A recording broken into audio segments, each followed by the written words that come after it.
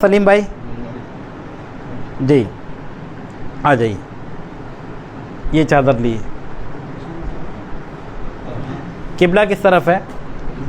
इस तरफ है। अच्छा जी, माशाल्लाह। इधर सर कर लीजिए। हाँ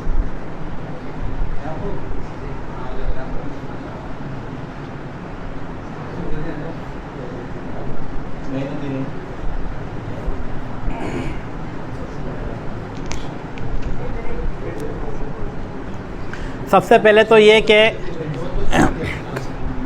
1 मिनट पहले उतर जाइए, थोड़ा उतरिए। गुस्ल देने से पहले जो गुस्ल का तख्ता होता है उसको अच्छी तरह साफ़ कर लेंगे। साफ़ करने से मुराद ये है कि अगर साफ़ है तो मज़ीद उसको 2-4 बाल्टी डाल के पानी ऐसे धोने की ज़रूरत नहीं है, ये इसराफ़ हो जाएगा। 1 मग 2 मग में अगर धुल जाता है तो फिर बाल्टी की ज़रूरत नहीं है। दूसरा, बाल्टी से पानी की भी ज़रूरत नहीं, तो पोंछ कर भी काम चलाया जा सकता है। ठीक है, ये तख्ता हमने ला के रखा है। तो सबसे पहले मैयत को इस पर लाने से पहले इसको धोनी देना है। धोनी देना ये फ़र्ज़ और वाजिब नहीं है, लेकिन ये मुस्तहब अमल है। उसका तरीका ये होगा, अगरबत्ती या लोबान जलाएंगे और इसके चारों कोने पर जो है एक तरफ से शुरू करके उसी किनारे पर ख़त्म करेंगे। मिसाल के तौर पर ये किनारे से मैं शुरू करता हूँ, अगरबत्ती जलाई या लोबान जलाया, ये यहाँ से शुरू किया और ये एक चक्कर यहाँ मुकम्मल हो गया। इसी तरह से ये घुमा के फिर लिया मैंने, ये दूसरा चक्कर। तो 1 बार, 3 बार, 5 बार, 7 बार, 9 बार ताक अदद में इसको धोनी देना है। धोनी दे के यहीं कहीं नज़दीक जहाँ गुस्ल देना है वहाँ करीब में अगरबत्ती लगा देंगे। तो पहला काम क्या करेंगे, तख्ते को धोनी देना। धोनी देने के बाद में अब जो है मैयत को लाकर जो है तख्ते पर लिटाएंगे। आ जाइए, थोड़ा सा नीचे आइए जी।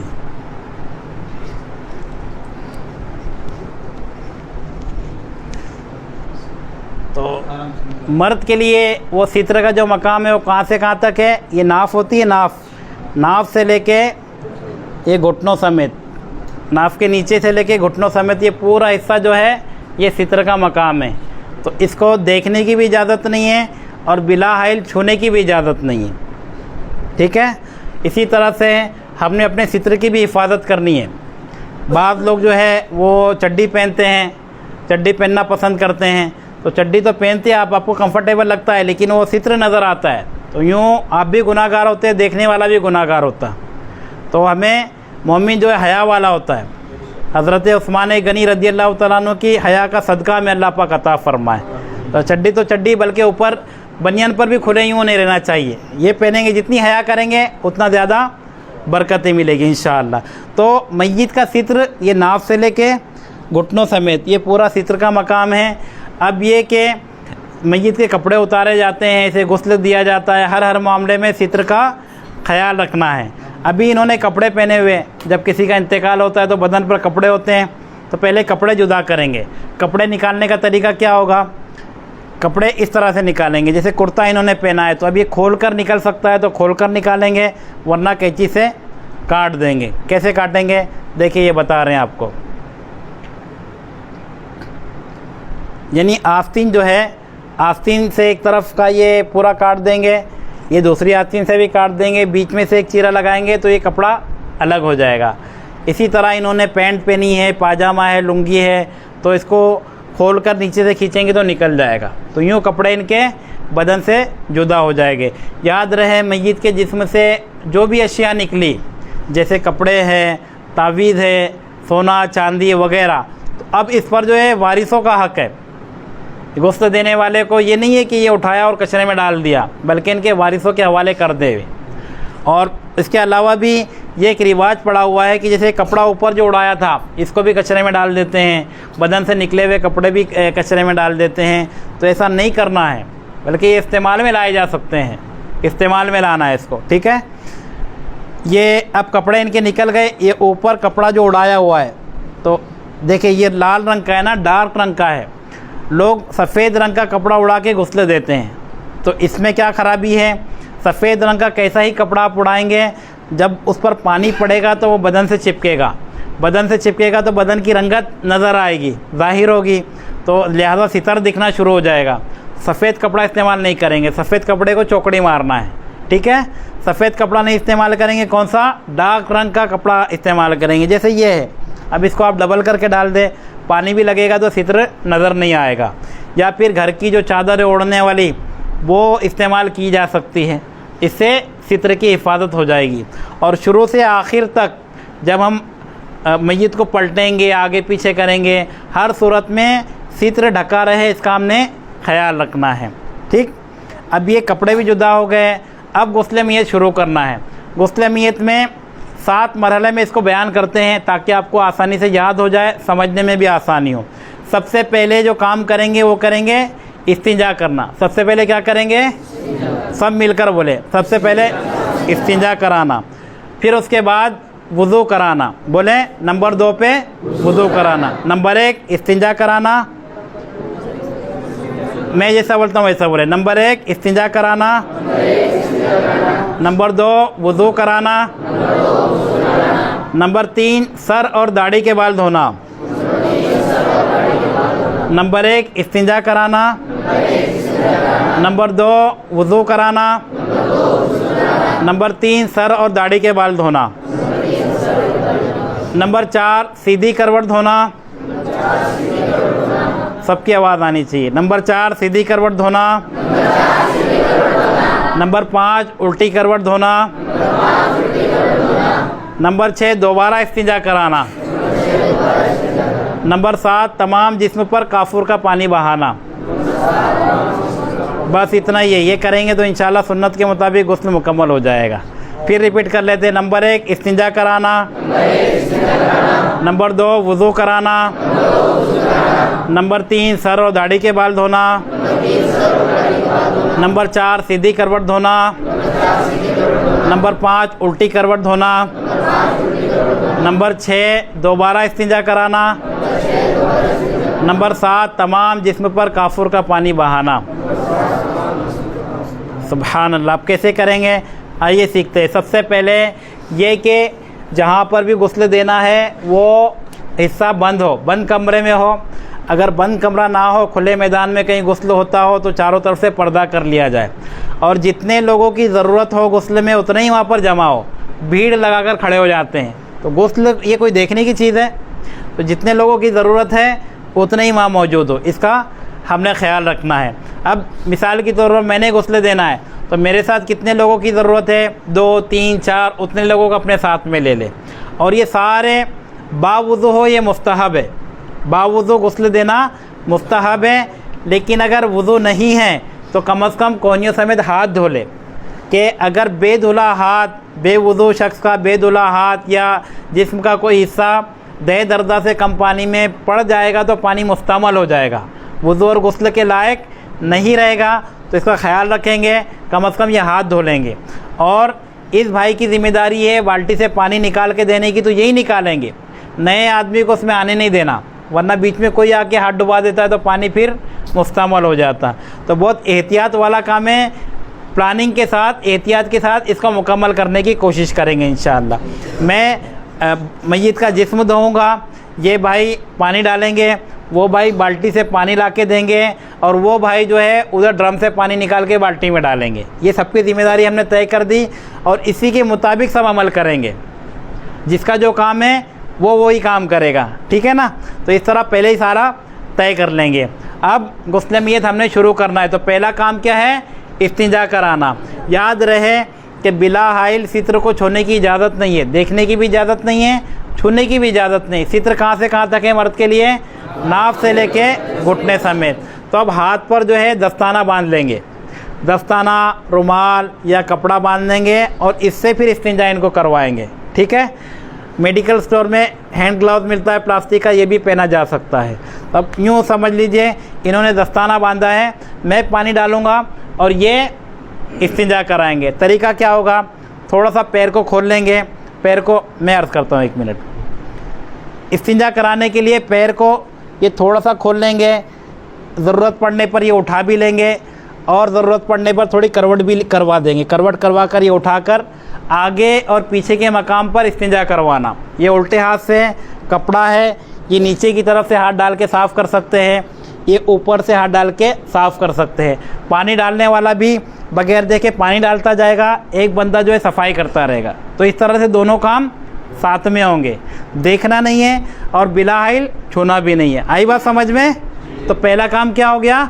इस्तिंजा कराना। अब अगर आपने कपड़ा पहना था हाथ में तो हो सकता है उस पर नजासत लगी हो या इम्कान हो नज़र नहीं आए भले से, उसको निकाल के कचरे में डाल देंगे। हाथ वगैरह को अच्छी तरह धो लेंगे साबुन से, फिर आगे बढ़ेंगे। ठीक है।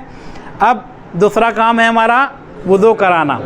तो वुज़ू में जो फ़र्ज़ है वो अदा करने हमने। वुज़ू में कितने फ़र्ज़ हैं? 4 फ़र्ज़ है। ठीक है।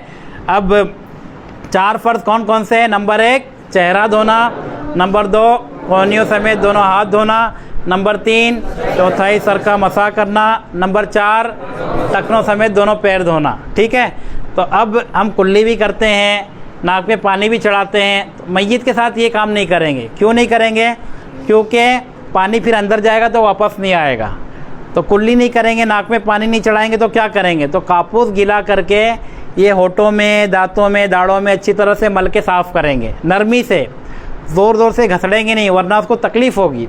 नरमी से होठों को, दांतों को, दाढ़ों को साफ़ करेंगे। इसी तरह से कापूस गीला करके गोल बनाकर उसको नाक के सुराखों में दोनों तरफ अच्छी तरह से सफाई करेंगे। 3-3 बार करेंगे तो इंशाल्लाह साफ़ हो जाएगा। ठीक है। मुंह भी इस तरह साफ़ करेंगे, नाक भी इस तरह साफ़ करेंगे। अब वुज़ू कराना है तो सबसे पहला काम क्या है? चेहरा धोना। आप बोले मिलकर, क्या है? चेहरा धो। चेहरा धुलाएंगे। चेहरा कैसा धुलाएंगे ये इस्लामी भाई बता रहे हैं। पानी डालेंगे, एक स्लाइड में पानी डालते जाएंगे और आहिस्ता से पूरा चेहरा। एक भाई जो है पानी डालते रहेंगे, दूसरा भाई हाथों से पूरे चेहरे को घुमा के नरमी से साफ़ करता रहेगा। देखिए हमारा नहाना अलग है और मैयत को नहलाना अलग है। यानी हम नहाते हैं ना तो हमारी चमड़ी वगैरह सब मजबूत है, लेकिन इंतकाल के बाद में बाज़ कैफियत ऐसी होती है कि बाल निकलना शुरू होते हैं, किसी की चमड़ी निकलती है। तो नरमी के साथ, बिल्कुल नरमी के साथ मैयत को नहलाना है। अब मैं यूँ चेहरा धोता हूँ तो यूँ रगड़ लो तो कोई मसला नहीं होगा, लेकिन मैयत को ऐसा रगड़ूंगा ना तो हो सकता है कि इसके बाल निकले या चमड़ी निकले। तो कैसे करेंगे? नरमी से। नरमी से यूँ बिल्कुल हाथ फहराएंगे। एक भाई जो है पानी डालेगा, नरमी से ये आँखों के सुराख वगैरह को ये अच्छी तरह धोएंगे। इसमें अगर कोई गंदगी वगैरह हो तो साफ़ कर लेंगे। पूरा यूँ ऊपर से लेके नीचे तक चेहरा धो लेंगे। इसी तरह से फिर सीधा हाथ कोहनी समेत अच्छी तरह ये उंगलियों की खिलाल वगैरह करके ऊपर से लेके नीचे तक के धो लेंगे। इसी तरह से फिर उल्टा हाथ। ठीक है। पहले क्या धोया? चेहरा धोया, उसके बाद में अब दोनों हाथ कोहनियों समेत धोना है। पहले सीधा और फिर उल्टा। अब क्या करेंगे आप बताएं? सर का मसा करेंगे। मैयत के पूरे सर का मसा करेंगे। ठीक है। पानी ले लिया, अब इस तरफ आके आसानी रहेगी, पीछे आके करेंगे तो दुश्वार होगा, यहाँ से आसान होगा। ये सर से यूँ लेकर मैंने यूँ पीछे किया, ये मसा हो गया इनका। ठीक है। फिर सीधा पैर टखनों से ऊपर तक के एक भाई पानी डालेंगे और एक भाई अच्छी तरह से उसको धो देंगे। फिर इसी तरह से उल्टा पैर भी धो लेंगे। तो ये दूसरा काम हमारा हो गया। सबसे पहले हमने क्या किया? इस्तिंजा करवाया। आप बोलेंगे तो खुशी होगी, हमें अच्छा लगेगा। पहले क्या किया हमने? इस्तिंजा कराया। माशाअल्लाह। और ये आप जब बोलेंगे ना तो याद भी जल्दी हो जाएगा इंशाअल्लाह। तो इस्तिंजा कराना, नंबर 2 पर वुज़ू कराना। ये दोनों काम हो गए। तीसरा काम होगा सर और दाढ़ी के बाल धोना। तो अब ये पानी से भी धो सकते हैं। पूरा जिस्म जो है ये पानी से धोया जा सकता है। साबुन ना भी लगाए तो कोई हरज नहीं है, लेकिन साबुन लगाने से मैल निकल जाएगा। दूसरा आपने देखा होगा कि पानी में बेरी के पत्ते डालते हैं, बेरी के पत्ते से नहलाते हैं। तो इसकी क्या वजह है? बेरी के पत्ते भी मैल काटने का काम करते हैं, इस वजह से बेरी के पत्ते डाले जाते हैं। हो तो बहुत अच्छा, ना हो तो कोई कंपलसरी नहीं है। बाज़ जगह पर उसका इंतज़ार करते 2-2, 3-3 घंटा रोका जाता है, जबकि इंतकाल के बाद तजहीज़ व तकफ़ीन में जल्दी करना ये मुस्तहब है, ज़रूरी है, इसकी ताकीद है। वो भाई आने वाले, रिश्तेदार आने वाले हैं, फुला सब मोहल्ले वाले आएंगे तब हम करेंगे।